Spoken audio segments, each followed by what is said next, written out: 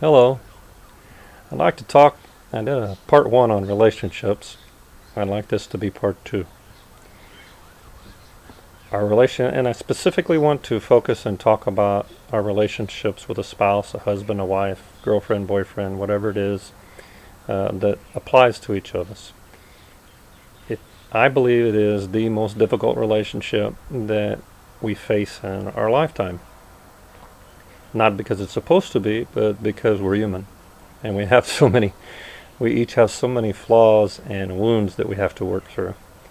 That sometimes the person that loves us the most is the one that we're not the nicest to, the one that we have the most difficult time to return the love or possibly to receive the love. And I've come to see, I haven't met too many people in relationships throughout my entire life that were really happy together. I've seen a lot of relationships with conflict. I haven't seen one relationship with no conflict. And I truly believe that we can get there and we can achieve that. It comes back to that circle of giving. That we each have to be willing to give what we want first. If we want tenderness and compassion, we want love, we want intimacy, we want commitment, we have to be willing to extend that. And a great factor in the midst of all this is forgiveness. We each have our human weaknesses. In no place in life really can we put ourselves as a judge over another, because which of us hasn't fallen, which of us hasn't done something that we regret. I know in my lifetime I try to go back, and if I do something wrong and I see that, I always go back and ask for forgiveness and really try to resolve that and cleanse it and make it pure again. One of the factors in the midst of all that is the humility to admit when we're wrong. The ability to communicate this with the one that we love. And then hopefully the person that we love having a mature and deep enough heart that they choose to walk in forgiveness as well. I've learned it takes a commitment on both parts, that you're both focused, that we're both focused, whoever we may be talking about, on the relationship. And nobody's going to hand us anything. If you're going to go into any relationship and you think it's going to be easy and there's not going to be work, that's an illusion. That's not reality. I've learned the relationship with my mother, my father, my grandmother, my aunts, my uncles, my cousins, my children, my spouse in whatever form that takes, whether we're married or we're in a relationship together, but commitment seeking marriage. And I don't believe that that's necessarily has to be that way for everyone. I just choose that that's the kind of commitment that I'm looking for in my life, as I want that marriage commitment from someone.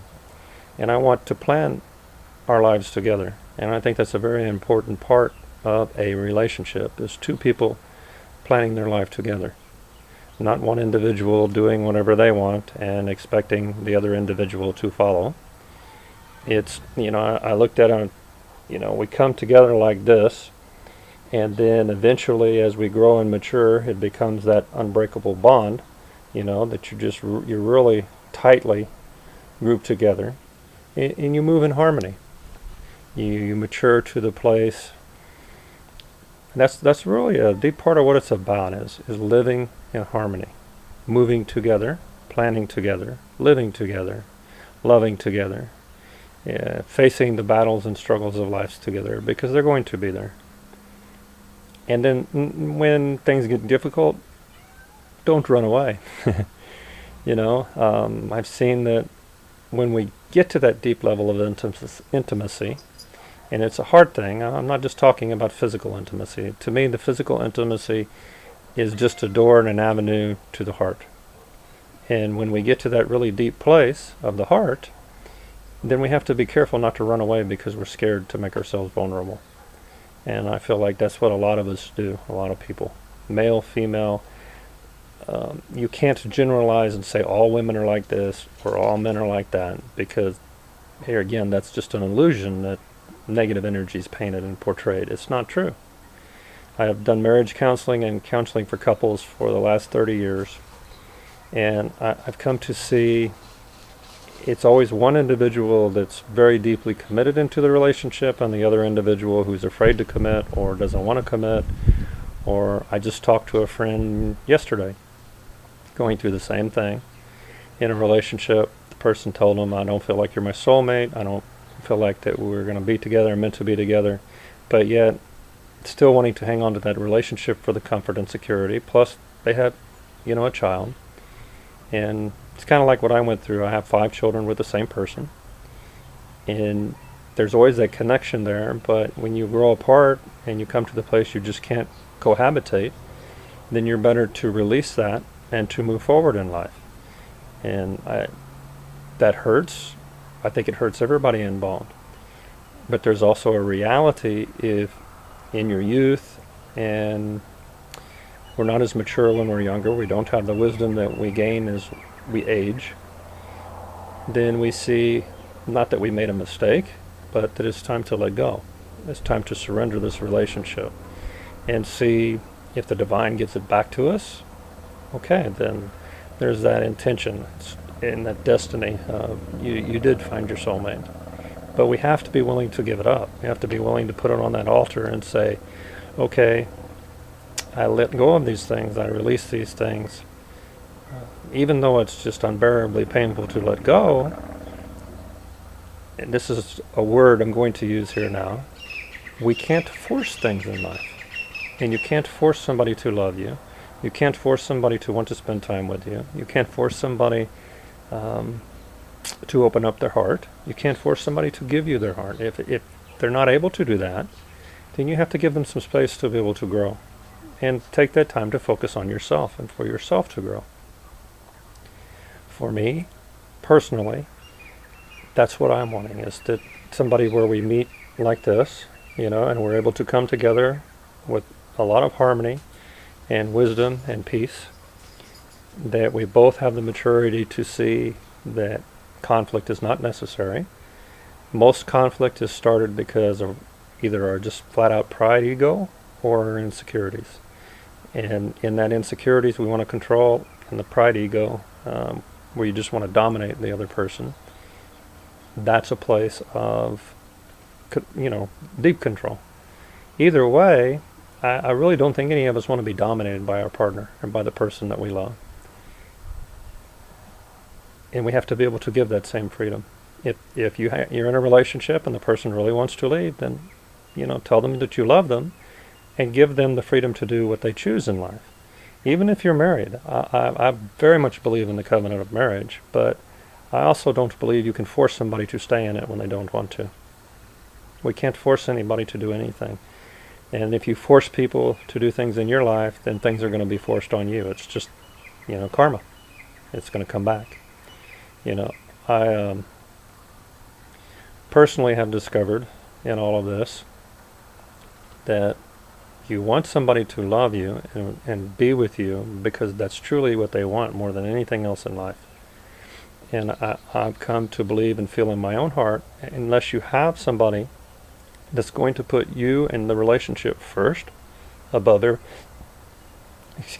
everything else, then there's always going to be conflict, because there's going to be things that are allowed to come before your relationship. And it's necessary for all of us to work. It's necessary for all of us to have income. We have children to take care of. My point is that in your heart and in your life and your priorities, the relationship between you and your husband and wife or partner, and again, whatever form that takes, it applies to you, that relationship is the number one priority in your life. You're not going to grow old with your children unless you're alone, or it just ends up being you and your kids, but it's that love relationship. It's that intimacy with your sweetheart. That's a good way to put it. And that's what I always like to call mine was my sweetheart. That relationship with my sweetheart is the number one priority to me. The things I'm doing to help and to bring healing to others, that's a great priority to me. But it's a balance.